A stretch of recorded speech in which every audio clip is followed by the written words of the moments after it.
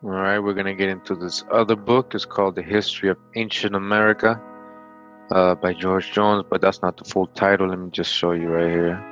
Again, The History of Ancient America, anterior to the time of Columbus, proving the identity of the Aborigines with the Tyrians and Israelites. The Aborigines of America with Israelites, and the introduction of Christianity into the Western Hemisphere by the Apostle St. Thomas by George Jones. Alright, and we're going to go to chapter 2 of this book. It says the northern Aborigines have a traditional knowledge of the deluge, alright, the flood, and the dove of peace, which to them under the name of the medicine or mystery bird is sacred from the arrow of the hunter. They have their Ark of Covenant, alright, so the Indians have an Ark of Covenant again, in which has deposited some mystery seen only by the priest of the tribe. It is said to be a shell and supposed to give out oracular sounds. This is an analogy to the Book of the Laws, placed in the Ark of Covenant by Moses, preceding his death on Mount Nebo, Utah. Alright, check it out, Moses in America, my video. The oracular wisdom of which has guided civilization to this day. The Ark has never suffered to touch the earth, but it always raised on a stand of wood or stone. They're talking about American Indians. It is invariably carried by a tribe when they march to battle. A similitude is here to Joshua at the siege of Jericho, just like Joshua did before he took Jericho. Alright, carrying the ark. Alright, so Joshua Quetzalcoatl, the feathered serpent, is that who we're talking about? When it is in their peaceful encampment, it is surrounded by 12 stones, indicative of the original number of the tribes of their ancestors. Alright, this is talking about American Indians, remember. This is strictly in analogy with the 12 statues, probably rude blocks of stone, erected by Moses around the altar of the covenant to personify the 12 tribes of Israel. Joshua also, after the passage of the Jordan, erected 12 stones in his encampment at Gilgal, and the same number in the river at the place of the passage. They select their medicine men. Alright, again, back to the Indians. They select their medicine men, example, priests or prophets, from among a portion of the tribe, not warriors. Here is the custom of the Levites, or descendants of Aaron, being in the sacred office of priesthood. For with the Israelites they were not to be taken from the ranks of the soldiery. Alright, so you hear that? These Aborigines dwell in booths, as when brought out of the land of Egypt, for they are still wanderers. Leviticus 23. They offer a flesh or burnt offering from the chase, which is first cast into the flames before even a starving family may eat. Right? Again, we're talking about Indians here. They have their corn and harvest feast, also in one in observance of every new moon, another in festivity of the first fruits, and the great feast in direct analogy with the Hebrews, Passover. All right, we've dwelt on this before on past videos in this series. All right, you can see him saying the same thing. All right, the customs of the American Indians, even to the blood being stained upon the posts and lintels, and the mingling of the most bitter herbs. Then their fastings and purifications are practiced with the greatest severity. The breastplate or ornament worn by the religious prophets, containing 12 shells, or stones of value, and its direct imitation, high priest, in which contain 12 precious stones, inscribed with the names of all the 12 original tribes of Israel. They have their cities of refuge, or huts of safety, where the most deadly foe dare not enter for his victim. Alright, so the Indians had a lot of refuge towns or places. Alright, they never violate a female captive, and upon the Hebrew principle that their blood shall not be contaminated by interreunion. This has been strictly followed in all their wars with the Europeans. They also reject the savage practice of civilization upon the lofty principle of manly virtue. The medicine bag, or pouch, is carried by every member of the tribe. It is suspended to a bead belt, which crosses the breast by passing over the left shoulder, and hang on the right side. It contains, as they say and believe, preservatives to keep them from sickness or defeat. These are essentially the phylacteries referred to by the Savior and previously condemned by Moses, for the word phylactery is derived from the Greek tongue and denotes a preservative. And in the time of Moses they were worn by his people in great excess, and so by the northern native. Moses checked the excessive use of the preservatives and changed the custom, for by his command the priesthood alone wore the phylactery, which was alas a frontlet of parchment for the forehead, upon which was written an extract from the laws, that those that run might read. Then the absence of all idols or symbolical devices, and the worship of one God. Example, the Great Spirit. Alright, so we're not talking about religions, we're not talking about anything to do with gold worshiping or Abrahamic religions, as you call it. We're just talking about that you're the book. Alright, no idol worship, just like the Israelites. One God is the Great Spirit. It's the same thing. Wakan Tanka, Wakang Tanka Hawa, Jahwa. Alright, they're never pronouncing the name Jehovah, but in syllables, and those separated by long ceremonies, thus truly fulfilling the Hebrew law. Thou shalt not take the name of the Lord thy God in vain. The name with them sounds as if written Je-ho-va, and it's not that, because we know already from the past videos, right? It's a wa. They had the Jehovah, Jehovah, Jehovah. You can hear it in their music, in their chants, Jehovah. The Lakota, right? Jehovah. We read that already. Alright? So again, in syllables, Jehovah. And is only pronounced by the Aaron of the tribe. In their hymns of rejoicing, the word hallelujah is distinctly uttered. Alright, they say hallelujah, hallelujah, hey, hallelujah, Hawa, Jehovah. It's to the foregone analogies is to be added the general and firm belief in the immortality of the soul. But beyond all this proof of their origin is the practice of the great covenant between the Almighty Father and the patriarch Abraham, circumcision. And it does not exist as in parts of Egypt and the Asiatic nations for the purpose of supposed health, in which belief it was practiced in ancient Egypt by both sexes, but as a religious custom handed down from time immemorial. Alright, the Indians. The custom now is not general, but it does exist, and we must be understood as referring back at least 200 years in our review to the period of the Pilgrim Fathers, when the northern Aborigines numbered 15 millions. 15 millions. The Pilgrims got there. Now they scarcely number 2.5. All the customs, however, noticed are practiced at the present period by the uncontrolled Aboriginal, the uncontrolled rebels. If all other evidences were not received, that of circumcision as a religious ceremony must be viewed by the most skeptical as direct proof of identity between the northern Aborigines and the ancient Hebrews. The customs we have written is not general. It is only found in the more settled tribes. This even supports our belief, for in this very fact is traced again the precedent ordained by Moses, For circumcision was discontinued by the great lawgiver for 40 years during his journeying with his followers through the wilderness. The custom was reestablished by Joshua. May not this innovation by Moses in the covenant custom be imitated by these descendants? Are they not still wanderers in the wilderness in the western, as their ancestors were in the eastern hemisphere? The affirmative has existed for ages, and even now continues. They have not yet returned to Jerusalem. You have not returned to Jerusalem. One fact is of great importance and proof of their great antiquity. They have no knowledge or tradition in the north of the life or crucifixion of Christ, but yet they have a knowledge of the deluge, and actually practice the laws of Moses. So you came here with your foreign language, with your gods of stone and wood, all right, Deuteronomy 28, and you will worship them. And you know what did Jehoshua, Yahawashi tell us? The original deliverer who delivered the Israelites to Jerusalem. All right, what did he say? Be brave and don't mention the name of their gods. Don't worship them. Don't bow down to them. All right, and he said, follow the laws. All right, again, and actually they practiced the laws of Moses, the Indians. Again, we must repeat that we are writing of these Aborigines. Again, we are writing of these Aborigines as they were at the time of European colonization.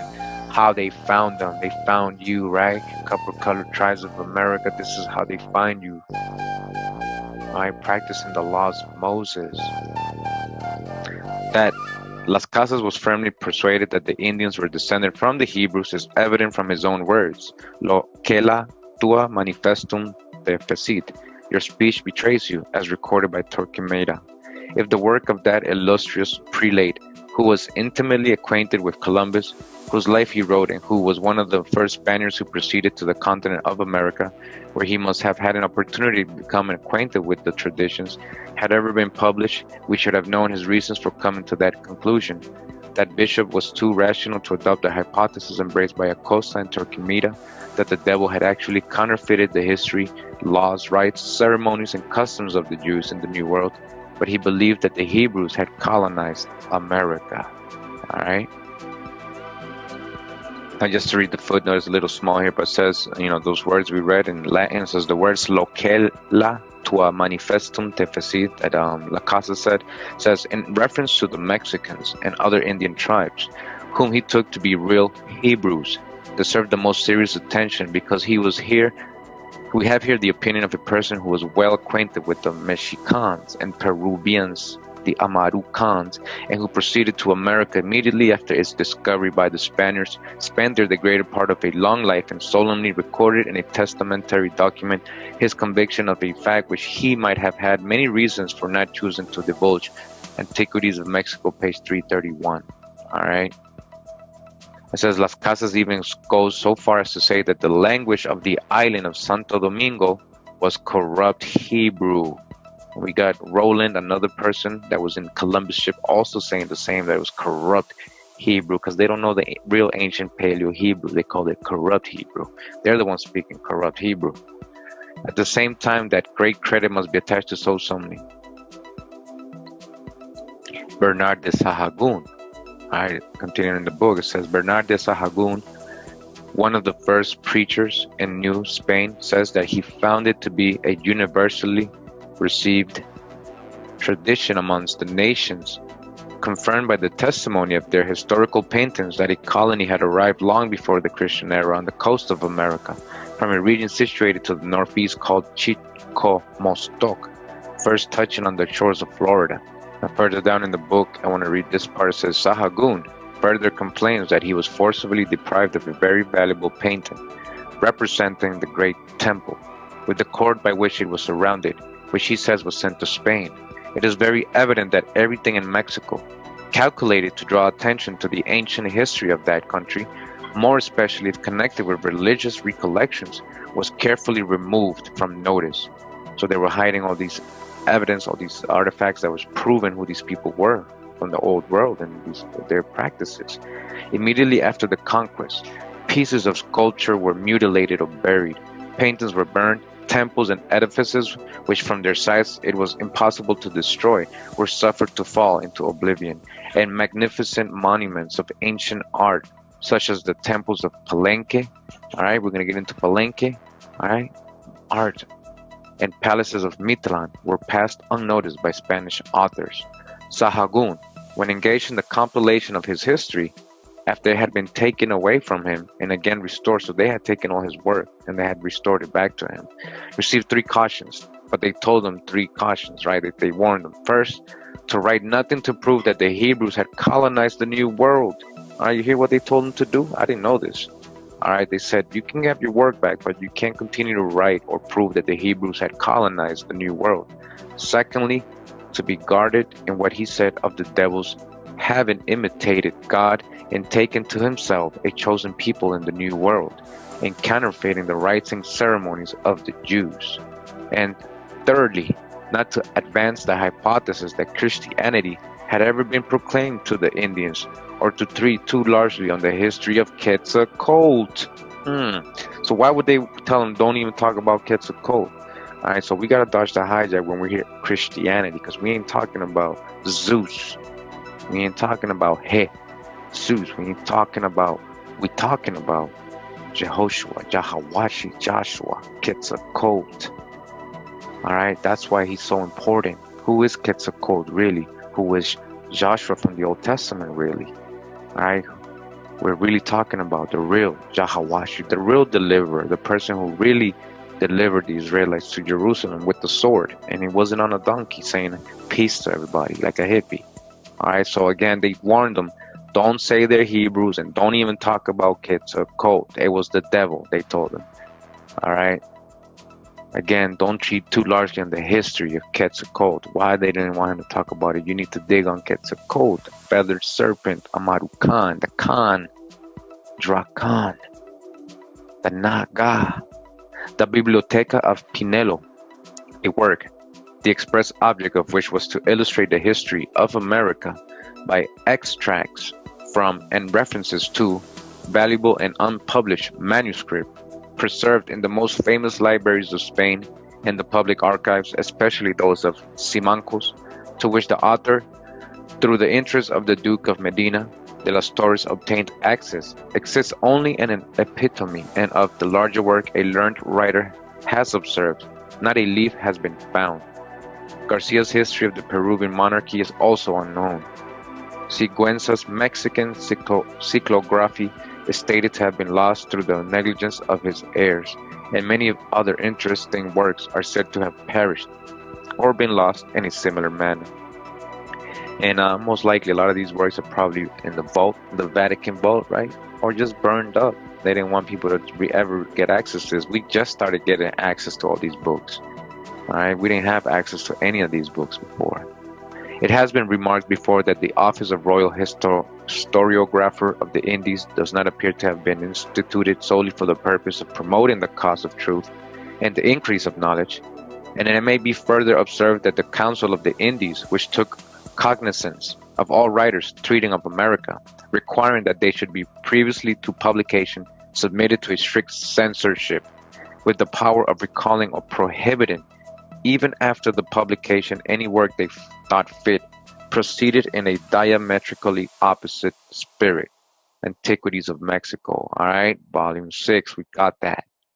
All right, this is real work, this is real history, this is what they did. So of course, if you're the invader, all right, you're going to be able to write history because you're the one who won, right? So you're going to make sure history gets written a certain way.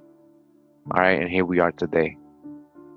Continuing with the book, The 10 Tribes of Israel, historically identified with the Aborigines of the Western Hemisphere. And now we're talking about Boturini, another famous historian and explorer at that time. All right, so before we continue with Cavalier Boturini, which it was like the knight cavalier or caballero. His name was actually Lorenzo Boturini Beneducci, all right, historian, antiquarian, ethnographer of New Spain and Spanish empires and colonial dominions in North America. Is that really what he looked like? All right, born in Italy of noble parentage. All right, he studied in Milan and lived in Trieste and Vienna, and was a knight of the Holy Roman Empire. All right. We saw who was the Holy Roman Emperor, Charles V, and he was a brother, right? All right, so he's sending his foot soldiers over here. All right, so it says Boturini went to New Spain or America in 1736, like that area whole of southern Florida, Mexico, Central America, where he remained 8 years. During those years, he assembled a vast collection of paintings, maps, manuscripts, and native codices.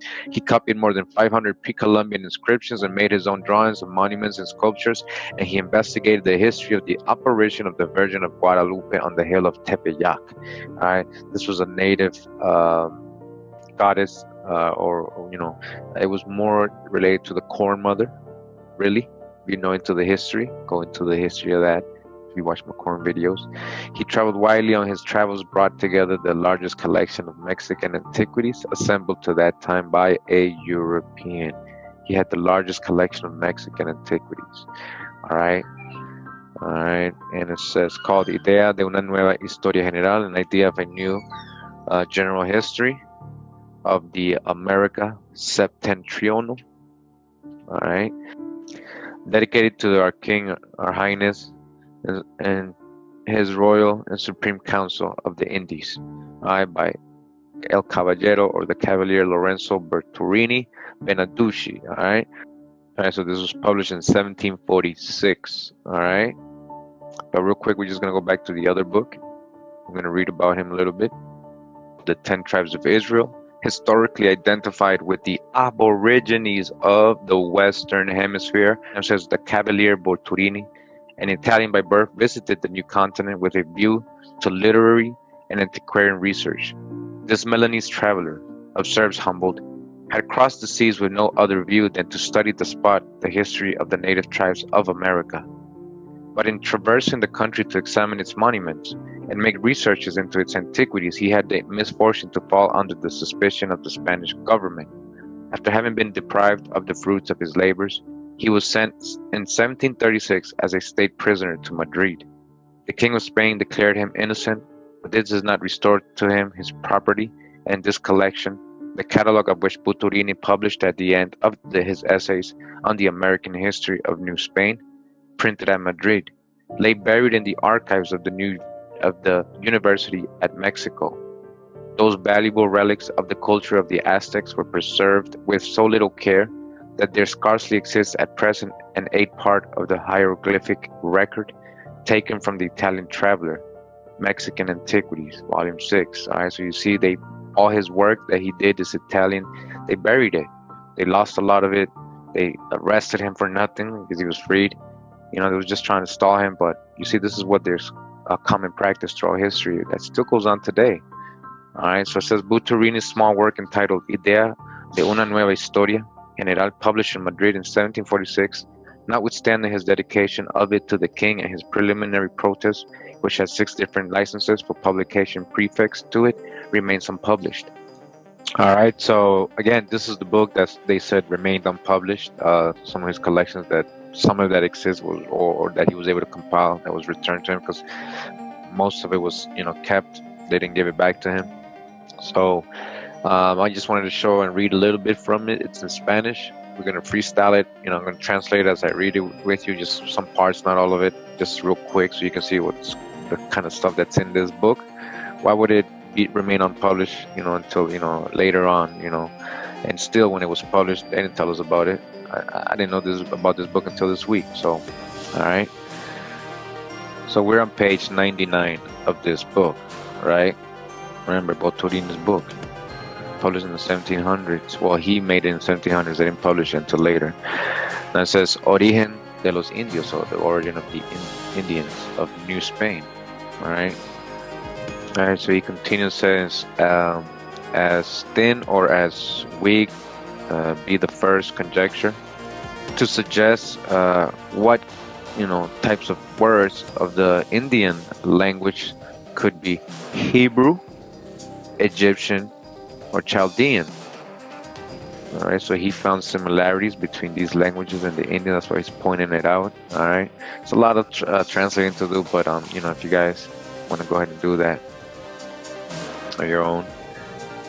But I just wanted to point out certain parts again of this book. So I'm in page 110, and it starts talking about the calendars they found. Boturini starts breaking down the calendar that he studied, like the Toltecan calendar, all right, which is older than the Aztec, and very similar to the Olmec, and very ancient as well. So he starts breaking it down, what he finds, and then there's like a map in the calendar, all right. So, and as the original in power of the caciques or the chiefs of their lineage, confesses this author that with their help he was able to write both stories of the Tolteca and Chichimeca, all right. And he goes on to say, which I have in my archive, so he has this, all right, Boturini. It says then that because of the reference original map, Toltecan map, our memories and antique memories, in particular one of the confusion of languages and the Tower of Babel, Torre de Babel. Again, in particular, the confusion, la confusión de las lenguas de la Torre de Babel. Que sucedió, or that happened, suppose the Toltec calendar in the year Setepalt, Pedernal, that's when it happened, en cuya ocasión, or in that occasion, by 7 Toltecos that assisted in the fabrication of said tower. Seeing that they no longer understood the rest of the people, they separated with their women and children. And then, after having pilgrimaged in Asia, some of these senios, it says, I'm not sure what that means, that was called Huetzlipocitles, finally arrived in the lands of New Spain, or America, that then was called Anahuac. All right, and it says they were traveling until they reached Tula, right, and they stopped, which became their empire there in Tula in Mexico. All right, that ancient ruins of Tula. All right, again, so this is Lorenzo Boturini's book from that time, The 10 Tribes of Israel, historically identified with the Aborigines of the Western Hemisphere. At this distance of time, when the state of the world is so different from what it was in the 16th century, it may not be readily conceived how easy it was for the Council of the Indies, through the power vested in it of permitting or prohibiting the general circulation of all writings relative to America, to keep the rest of Europe in a state of darkness respecting the history of the new continent, to keep the Europeans, the rest of the world, from knowing who we really were. For 3 centuries, those who successfully composed that council exercised their function as censors with the greatest vigilance. If powerful patronage or inadvertence on their part suffered in the first instance any obnoxious work to appear in print, it was sure soon to be recalled. Thus, the History of the Indies by Gomara, dedicated to Charles V, and the Conquest of Mexico by the same author, dedicated to Don Martin Cortez, son of the celebrated conqueror, became prohibited books. They became prohibited books soon after their publication, but there were other works against which a silent war was waged in Spain. Continuing the book, The 10 Tribes of Israel, historically identified with the Aborigines of the Western Hemisphere. And now they're talking about Garcia, a famous historian explorer. Says Garcia in his famous treatise on the origin of the Indians says on the 232nd page, introduction to the 3rd book, many have supposed that the Spaniards generally who reside in the Indies believe that the Indians proceed from the 10 tribes who were lost in the time of Salmanazar, king of Assyria, of whom Rabbi Shimon Sugati, who is named Sincha by Bartolosia, says, nothing is certain nor is it known where they dwell. This opinion is grounded on the disposition, nature, and customs of the Indians, which they found very similar to those of the Hebrews. Alright, Hebrews. And although some learned men are inclined to assent to such a belief, I, nevertheless, have bestowed great diligence upon the verification of this truth. Alright, so he says he's done his research. Alright, I can affirm that I have labored in this more than any other part of my work, and from what I have found thereto relating, I shall lay such foundations for the edifice and structure of this hypothesis as will be able to contain its weight. The entire of Garcia's third book of the origin of the Indians treats accordingly of the likeness which in their laws, their customs, their moral qualities and habits, their ceremonies, sacrifices, and inclinations to idolatry, and even in their early history, the two nations bore to each other. All right, and we can verify that because I do have the original book from Garcia. All right. All right, so like I said, I have his book, right? So this is the one of the original books. Again, it's in Spanish because these are Spaniards, right? And this is named Origen de los Indios, or the origin of the Indians of the New World, or Occidental Indies. Investigated with discourse and opinions by Father or the Fray Father Gregorio Garcia. All right, this is one of the books they tried not to, keep hidden, all this information that he had, and let's see why. Like the guy told us in the other book, right, that we were just reading, he told us that if you look at Garcia's third volume, which is, I have all those volumes in this book that I have here. They compiled all the volumes together, so this is Libro Tercero, or the third volume, right? And I'm just going to zoom in. I know it's going to look blurry, but all right. And chapter 1 of this volume 3, what it says here is de la quinta opinión, or the fifth opinion, en que se prueba, in which we prove that the Indians proceed or descend from Hebrews, los Hebreos, de los 10 tribus of the 10 tribes, que se perdieron, that were lost, that had gone missing. All right, that's how he starts out chapter 1 of his volume 3. So again, a lot of so this first writing is basically what we just read in the other book, how he affirms how he did his diligence, even though people may rejected this overwhelming evidence. A lot of the Spaniards that were settling down there, he says, they were saying that these are the lost 10 tribes, los 10 tribus perdidos. All right. All right, so let's go back to the other book. This person is letting you know what's in here. All right. Lord Kingsborough in his works also grabs some information from Garcia as well. In the first chapter, he criticizes the passage of the apocryphal book of Esdras, which induced the Jews themselves to think that they had colonized America, and others to treat with grave attention that singular history. The manner in which they had crossed from one continent to another was also a subject of discussion. In the 6th chapter, which is the most curious of all, he institutes a comparison between Jewish moral and ceremonial laws and those of the Mexicans, and shows how nearly they agreed. In the 7th, he compares the Hebrew language with that of the Indian idioms, and in the 8th, he replies to some suggestions of Acosta. But I just want to show you that we do have this, and it is written here. This is his history. These are in the archives. We have access to this, and he did write a whole chapter to prove that these were the 10 lost tribes. All right, Gregorio Garcia.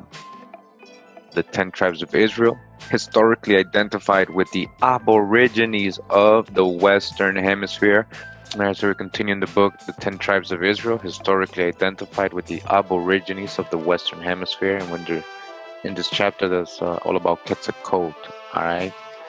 So there's so many references of him. We got it before. I just want to go down to this part right here. So it says extracts from Antiquities of Mexico, volume 6. It says the Mexican deity Quetzalcoatl was to their belief born of a virgin, a native of the city of Toulon. So a virgin from Toulon. So he was born of a virgin. Who, being a devout person and engaged in sweeping the altar in the temple, perceived a ball of feathers falling through the air, which having taken up and placed in her girdle, she became pregnant. Quetzalcoatl was called on earth, and you see all this. You see this? It's not there because it says in the original Spanish manuscript, this appellative was obliterated. They took that part out, so we don't know what he was called on earth. But in heavens, he was called Chalchiluclith, supposedly, the precious stone of suffering and of sacrifice. Continues, says his feast is called the Feast of the Lords. Example, ancients. It lasted 4 days from the first Ocelot, the sign of the earth, to the fourth earthquakes or destructions in the 72nd plate of the Borgian manuscript. Iztapal, Nanascaya, or the fourth age of the Mexicans, that of flints and canes memorable for the birth of Quetzalcoatl and the destruction of the province of Tulan seems to be represented. Quetzalcoatl is there painted in the attitude of a person crucified. Quetzalcoatl painted in the attitude of a person crucified with the impression of nails in his hands and feet, but not actually upon a cross, and with the image of death beneath his feet, which an angry serpent seems threatening to devour. The 73rd plate of the Borgian manuscript is the most remarkable of all, for Quetzalcoatl is not only represented there as crucified upon a cross of Greek form, but his burial and descent into hell are also depicted in a very curious manner. Quetzalcoatl was also represented by the figure of Halokatcolt, which signifies the lion of the humankind. Other analogies extended to all the symbols mentioned above might be pointed out between the types of referring in Old Testament to Christ and the epithets bestowed by the Mexicans on Quetzalcoatl. The lion, from the little that has been preserved of life of Quetzalcoatl, it would appear, adds the commentator, that he was very anxious to verify in his own person some of the ancient prophecies relating to the Messiah, and that for this purpose he went about studiously performing certain actions by which they might appear to be fulfilled. Page 109. Continuing further down in the book, it says the Mexicans bestowed the appellation of Toplitzin on Quetzalcoatl, the literal signification of which is our son or our child.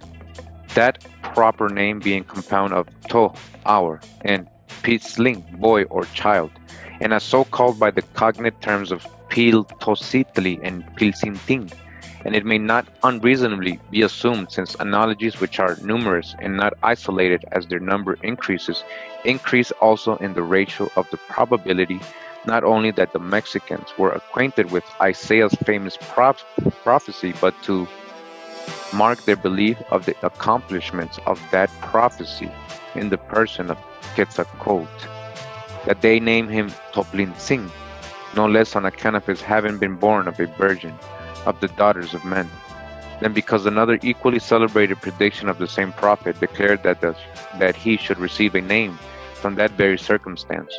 Therefore the Lord himself shall give you a sign. Behold, a virgin shall conceive and bear a son, and shall call his name Emmanuel. And the proper name Toplitzin does indeed bear a significance corresponding to God with us, which means God domesticated amongst men. And the full force of the expression is preserved in the term Toplitzin, which might be interpreted the Son of Man. For the Mexicans believed that Quetzalcoatl took human nature upon him, partaking of all the infirmities of man, and was not exempt from sorrow, pain, or death, which he suffered voluntarily to atone for the sins of man. They also believed that he alone had a human body and was a corporal substance, a notion which he can only wonder whence it could be arrived. Antiquities of Mexico. All right, so we know we gotta dodge the Christian views and stuff of these people, but they had the origin. Which one is the origin story is what we're trying to let you know. And is this, are we talking about Zeus or are we talking about Jehoshua? All right, Quetzalcoatl. All right.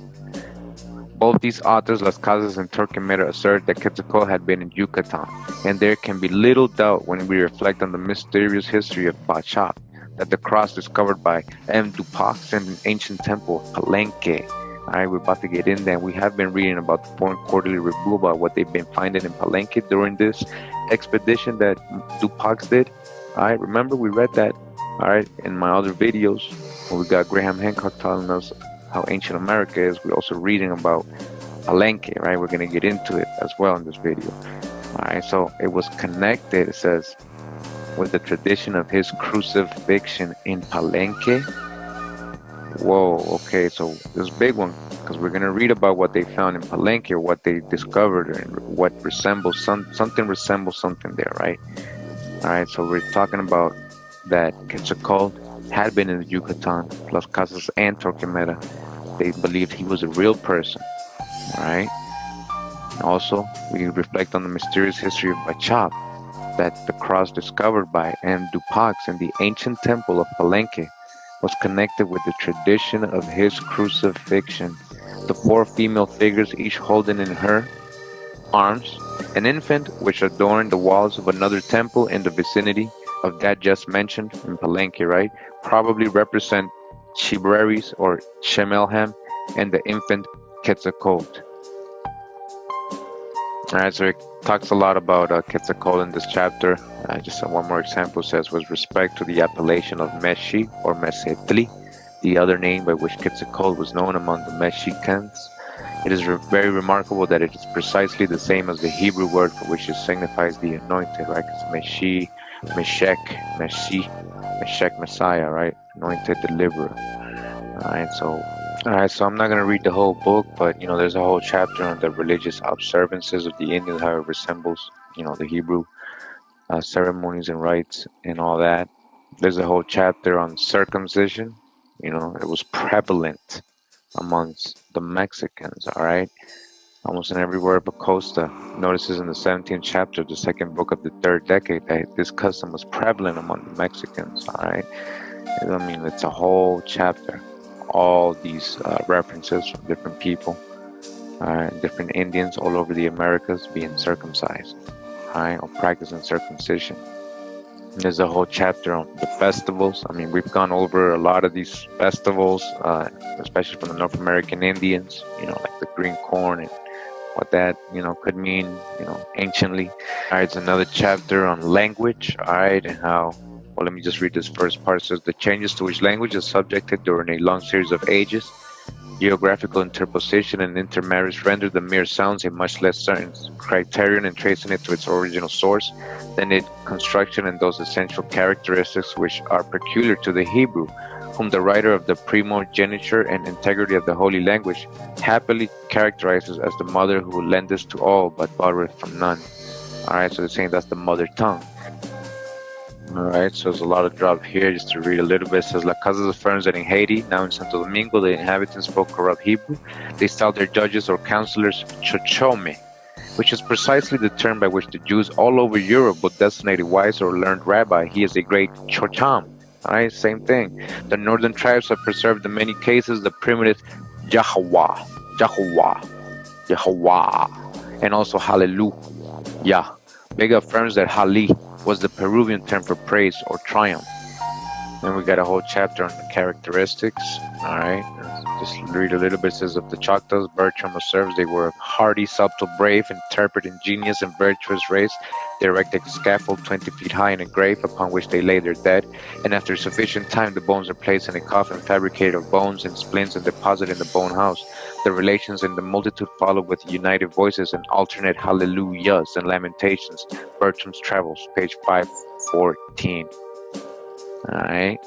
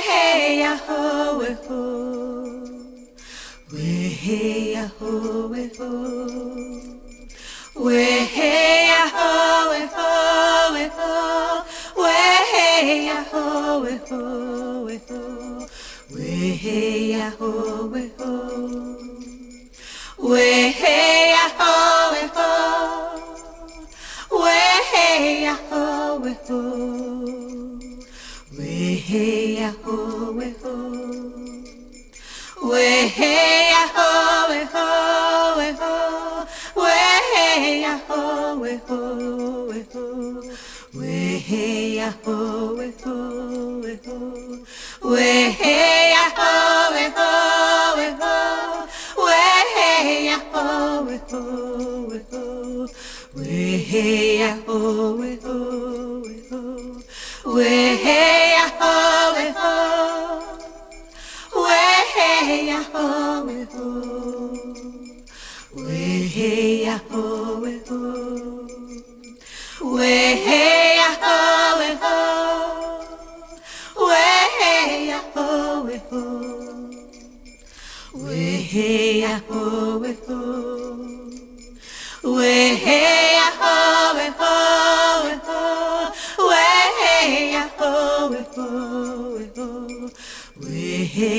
ho,